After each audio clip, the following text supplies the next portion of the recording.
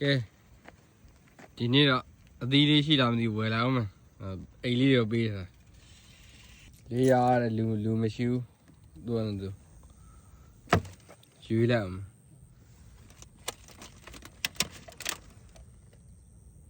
ဒါလေးလမ်းမယ်ထင်တယ်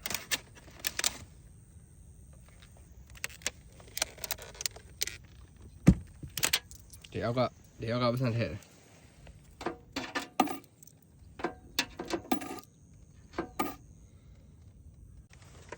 ဒီကလေကွန်းနေ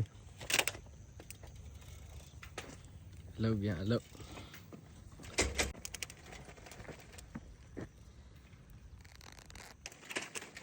ပြန်အမောပြေစောင်း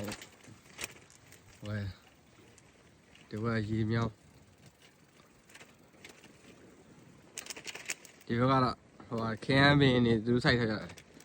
ခရမ်းပင်ပါညာအစုံမလုံးပဲအမိုက်တရိုက်မရှိလို့ရှင်းလင်းနေဂျပန်ရဲ့လိုစီကန်းရှိတယ်ဒါညာတိုင်းဆင်းပြန်မယ်ဒီဘက်ကလည်းရေမြောင်းမိုးရတော့ဟိုဘက်ကလည်းအိမ်လေးရှေ့အဖွားတော့ခွေးလေးနဲ့လမ်းလျှောက်ပါဒီမဲ့နိုင်ငံအေးရှင်းရှင်းလေးဆိုတော့စိတ်ချမ်းသာတယ်သွားလာဒီနိုင်ငံကားတွေလည်းကားလေးချော်ဆိုကိုစီယူပဲ